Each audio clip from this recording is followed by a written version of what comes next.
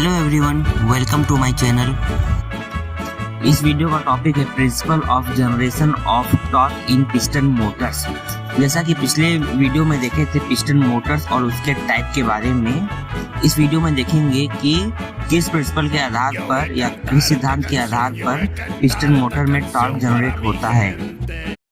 तो इसके लिए हम कुछ एजम्पशन कंसीडर करते हैं, जैसे कि प्रेशर, एरिया, फोर्स, टॉर्क निकालने के लिए ये सबको हम कंसीडर करते हैं। जैसे कि हम P से डिनोट करेंगे प्रेशर को, जो कि पिस्टन के प्लेट में, क्रॉस सेक्शन प्लेट में अप्लाई हो रहा है, प्रेशर जनरेट हो रहा है जो।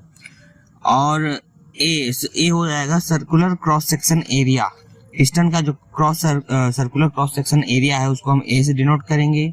और F होगा फोर्स का। फोर्स क्या होता है? Pressure into cross section area, जो कि किसी प्लेट में अप्लाई हो रहा है पिस्टन शू और पिस्टन प्लेट के में।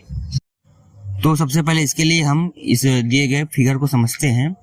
इसमें एक पिस्टन मोटर है जिसमें सिंगल पिस्टन है। सिंगल पिस्टन में जिसका क्रॉस सेक्शन एरिया A है और जिस पर P प्रेशर अप्लाई हो रहा है। P प्रेशर अप्लाई होने से उस पे F फोर्स अप्लाई हो रहा है और उसका एक सर्कुलर क्रॉस सेक्शन एरिया भी दिखाया गया है जिस प्लेट पे, जिस पर हम मोटर का क्रॉस सेक्शन प्लेट है जिस पर फोर्स अप्लाई हो रहा है।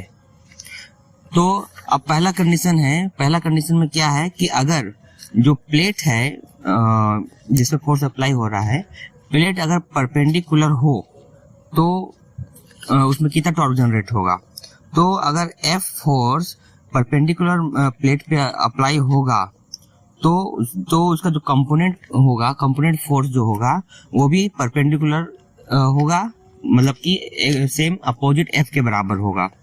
तो F के बराबर होने से उसका मतलब कि नॉर्मल वे में, और उसका पैरेलल पे फोर्स कंपोनेंट जो होगा वो 0 होगा। तो जिससे इसका टॉर्क जो होगा टॉर्क 0 हो जाएगा। तो जैसे कि पहले कंडीशन में जिसमें प्लेट पैरेलल था उसमें टॉर्क जो होता है जनरेट नहीं हो पाता है। लेकिन अगर हम इस प्लेट को थोड़ा इंक्लाइन कर दें, यानी कि थोड़ा सा तिरछा कर दें, और उसमें अब फोर्स अप्लाई होगा, तो मान लीजिए उसमें F फोर्स अप्लाई होगा तो उसके परपेंडिकुलर में जो उसका कंपोनेंट फोर्स जनरेट होगा वो हो जाएगा Fn रिएक्शन में, और उसके पैरेलल में जो फोर्स जनरेट होगा वो हो जाएगा Fn, यानी कि प्लेट के नॉर्मल यानी कि परपेंडिकुलर में Fn फोर्स जनरेट हो रहा है और प्लेट के पैरेलल में Ft फोर्स जनरेट हो रहा है। इस पे जब अगर हम प्लेट पे F फोर्स अप्लाई करेंगे तो उसके रिएक्शन में Fn और Ft ये दो कंपोनेंट फोर्स जनरेट होगा। और उसका क्रॉस सेक्शन भी देख सकते हैं। तो अब हम एक एज्यूम कंसिडर करते हैं कि मान लीजिए हम Ft फोर्स जो अप्लाई हो रहा है किसी सर्कुलर प्लेट में, उसे सेंटर शाफ्ट से R डिस्टेंस पे, तो उस फोर्स के अप्लाई होने से उसके सेंटर में जो टॉर्क जनरेट होगा, तो टॉर्क जनरेट होने पे हम उसे कैसे लिखेंगे?